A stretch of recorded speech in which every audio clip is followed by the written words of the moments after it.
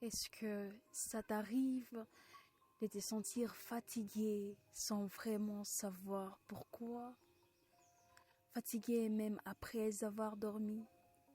Fatigué même quand, en apparence, tout va bien?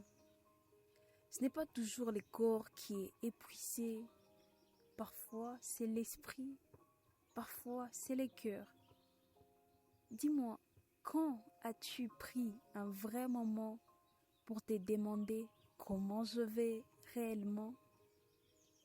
Beaucoup de personnes vivent avec un bruit intérieur constant, des pensées qui tournent, des inquiétudes qui ne s'arrêtent pas, une tension invisible. On sourit, on avance, on fait ce qu'on attend de nous, mais à l'intérieur, est-ce que tu te sens en paix? On peut être entouré et se sentir profondément seul. On peut avoir des projets et se sentir perdu. On peut réussir et se sentir vide.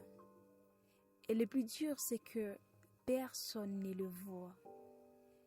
Est-ce que toi aussi, parfois, tu as l'impression de porter trop, des attentes, des responsabilités, des pressions que personne ne remarque? On nous apprend à être fort, forte, à tenir bon, à ne pas flancher. Mais qui nous apprend à nous écouter? Alors l'esprit prend toute la place. Il analyse, il compare, il anticipe et il critique. Même quand tout est calme autour de toi, est-ce que ton esprit, lui, se repose? Parfois, le silence fait peur parce que dans le silence, il y a des questions, il y a des blessures non guéries, des émotions qu'on a mises de côté trop longtemps.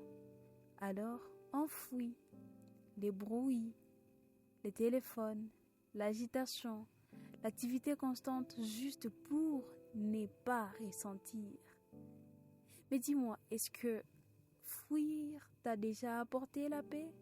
La culpabilité de vouloir ralentir, la culpabilité de dire non, la culpabilité de penser à soi. Surtout quand on est une femme à qui on demande souvent d'être trop forte pour les autres, mais rarement douce avec elle-même. Quand as-tu été douce avec toi pour la dernière fois? Le calme intérieur est devenu rare parce que le monde va vite, parce qu'on nous pousse à faire plus, à être plus, à réussir plus. Mais le calme intérieur ne se trouve pas dans les plus, il se trouve dans les retours à soi.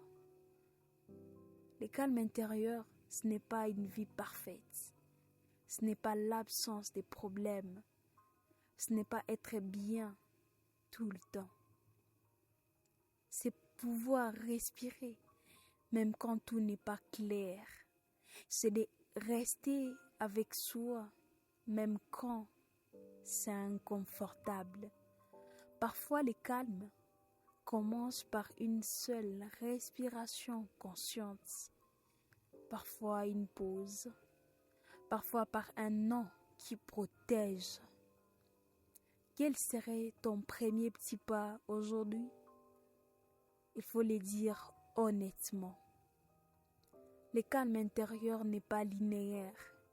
Il y aura des jours de paix, des jours de tempête, des jours de clarté et des moments de confusion. Et c'est normal. Le calme intérieur n'est pas un état permanent. C'est un chemin, un apprentissage, une relation avec toi-même. Ce qui compte, ce n'est pas de ne plus jamais être agité, c'est de savoir revenir à toi, encore et encore. Même si aujourd'hui ton esprit est brillant, même si tu te sens dépassé, même si tu ne sais pas par où commencer. Écoute-moi bien. Le calme intérieur reste possible, pas comme une promesse magique, mais comme une construction sincère.